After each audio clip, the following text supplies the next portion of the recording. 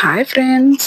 ఈరోజు మనం hotel style రవ్వ దోస పక్కా కొలతలతో క్రిస్పీగా మరియు నోట్లో వేసుకుంటే కరిగిపోయేలా ఉండే రవ్వ దోస ఎలా ప్రిపేర్ చేయాలో చూసేద్దాం రండి. నేను మన రవ్వ దోసకి ఈ కప్‌తో మెజర్ చేసుకుంటున్నానండి. చూస్తున్నారు కదా! ఈ కప్‌తో అన్ని మెజర్‌మెంట్స్ కరెక్ట్‌గా చెప్తాను చూడండి. ఈ కప్‌తో మెజర్ చేసుకుంటున్నాను. ముందుగా రవ్వ దోస అంటే బొంబాయి రవ్వ. సో, కప్పు నిండుగా ఒక కప్పు అని కొలత తీసుకున్నాను. సో, ఒక కప్పు, రెండో కప్పు.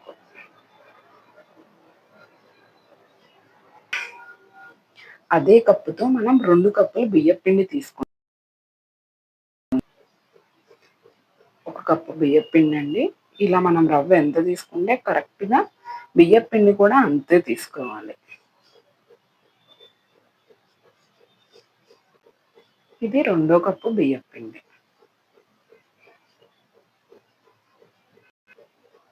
ఇప్పుడు మనం మైదా పిండి వేసుకుందాం.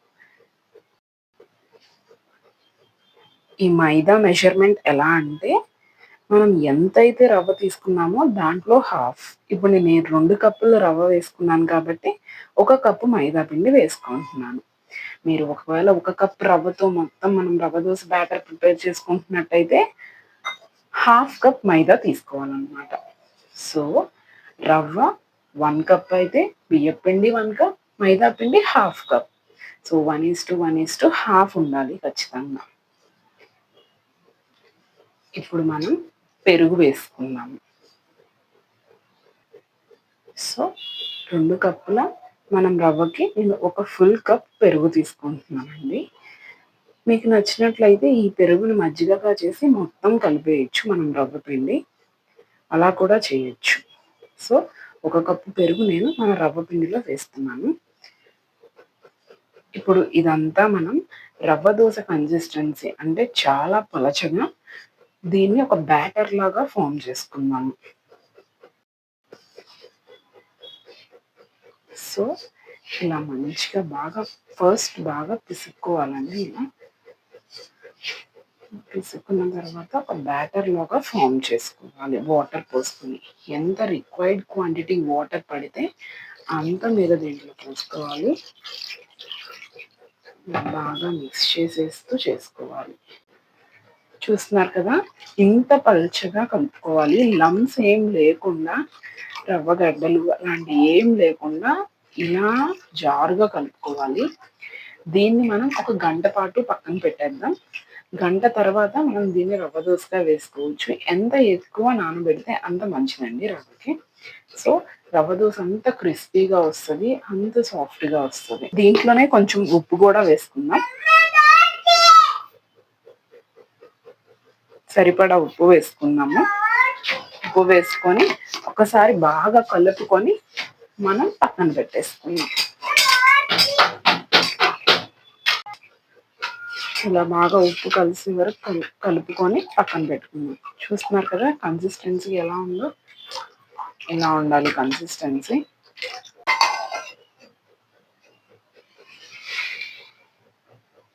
సో, ఒక గంట పాటు పక్కన పెట్టేస్తాం.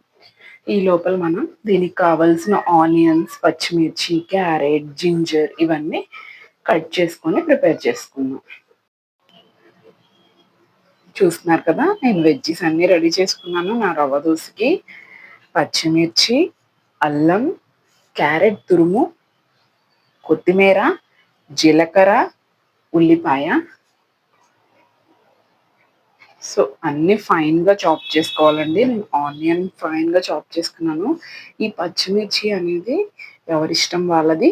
వాళ్ళకి కావాలంటే వేసుకోవచ్చు, లేకపోతే లేదు. ఇవన్నీ ఆప్షనల్. మీకు కావాలంటే వేయొచ్చు, లేకపోతే లేదు. సో, రవ్వ దోస చాలా టేస్టీగా వస్తదండి ఇవన్నీ ఏసాక. అండ్ ఫైనల్‌గా కొంచెం జీరా టాపింగ్ చేద్దాం అని నేను దీంట్లో పెట్టాను. సో, అప్పుడు టేస్ట్ అనేది కొంచెం డిఫరెంట్‌గా వస్తది. ఇప్పుడు మనం రవ్వ దోస వేసుకుందాం. సో, ఈ బ్యాటర్ చూస్తున్నారు కదా! 1 అవర్ తర్వాత ఎలా ఉందో. సో, దీన్ని ఇప్పుడు మనం పెనం మీద వేసుకుందాం. రవ్వ దోసకి రెడీ అవ్వండి. సో స్టవ్ వెలిగించుకొని మనం యాజ్ యూజువల్ మన పెనం పెట్టేసుకుందాం.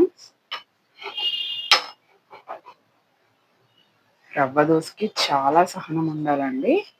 స్లోగా కాలాలి రవ్వ దోసలో, అప్పుడే టేస్ట్ బాగా వస్తుంది. సో పెనం కాలాలి బాగా. దోస కాలడానికి తిప్పడానికి ఆయిల్ రెడీ చేసుకున్నాను.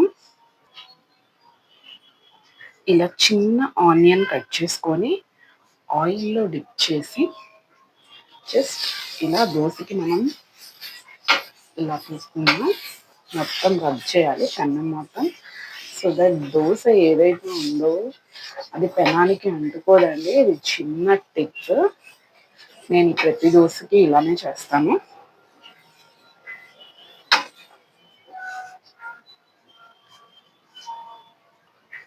సో పెనం బాగా హీట్ అయినట్టుంది చూడబోతుంటే. సో ఇక్కడ రవ్వ పిండి కనిపిస్తుంది కదండి, నేను ఇలా ఉండాలి కన్సిస్టెన్సీ. సో ఇప్పుడు ఇది తీసుకొని మనం మొత్తం పెనం మీద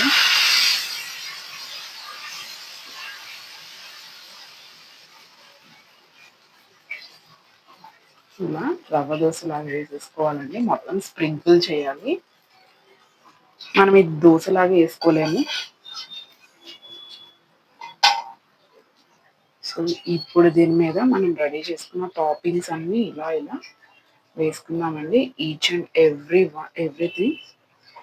కొన్ని ఆనియన్స్, కొన్ని ఉల్లిపాయలు, చిన్ని 2 అల్లం ముక్కలు, కొంచెం గ్రేటెడ్ క్యారెట్, అన్నీ కొంచెం కొంచెం. లాస్ట్లో కొంచెం జీరా అండ్ కొంచెం కొరియాండర్, కొత్తిమీర వేసుకుందాం. ఇప్పుడు మనం కొంచెం ఆయిల్ స్ప్రింకిల్ చేసుకుందాం. చూస్తున్నారు కదా ఆయిల్. సో ఇలా ఆయిల్ వేసుకున్న తర్వాత దోశ మొత్తం కాలాక తిప్పుదామండి. రవ్వ దోశ కాలడానికి చాలా టైం పట్టుద్ది. ఫస్ట్ ఒక 3-4 దోశలు చాలా టైం పడతాయి. తర్వాత దోశలు పెనం హీట్ అందుకున్నాక చాలా ఈజీగా అయిపోతాయి. అందుకే చెప్తున్నాను, రవ్వ దోశకి చాలా సహనం కావాలి. చూస్తున్నారు కదా టాపింగ్స్ ఎంత బాగా కనిపిస్తున్నాయో మన దోశ పైన. ఈ టాపింగ్స్ అన్నీ మనం కనిపించిన టాపింగ్స్ అన్నీ మనం దోశ పైన వేసుకున్నాం. సో దోశ నిదానంగా కాలాలి. నేను ఇప్పుడు హై ఫ్లేమ్ నుంచి మీడియం ఫ్లేమ్కి మార్చానండి. హై ఫ్లేమ్లో అయితే దోశ వెంటనే మాడిపోయింది. సో చూస్తున్నారు కదా మన దోశ ఎలా ఎర్రగా కాలిందో. నాకు కాలడానికి ఈజీగా ఒక 3 minutes పట్టిందండి. సో ఇలా పర్ఫెక్ట్గా దోశ ఇలా రావాలి. సో వావ్, చూస్తున్నారు కదండి పర్ఫెక్ట్గా రవ్వ దోశ ఇలా వస్తుంది. ఎలా ఉంది? వావ్ కదా, ఇది పర్ఫెక్ట్ రవ్వ దోశ.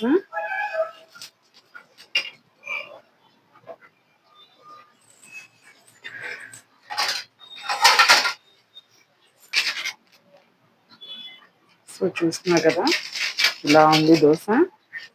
చాలా క్రిస్పీగా, ఎంత టేస్టీగా ఉందో చూడండి.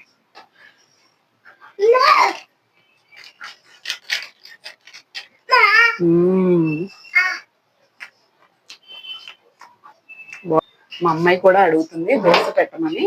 చూడండి తను ఎలా ఉందో చెప్తుంది.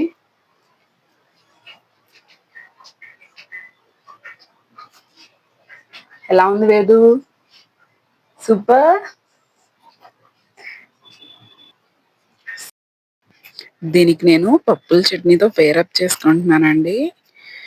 ఎంతో క్రిస్పీగా మరియు టేస్టీగా ఉండే రవ్వ దోశ ప్రిపేర్ చేసుకున్నాం కదా. ఎలా ఉందో కామెంట్స్లో షేర్ చేయండి. మీరు కూడా ఒకసారి ట్రై చేయండి. ట్రై చేసి మీకు ఎలా వచ్చిందో చెప్పండి. ప్లీజ్ సబ్స్క్రైబ్ టు కాలం మారిన రుచులు.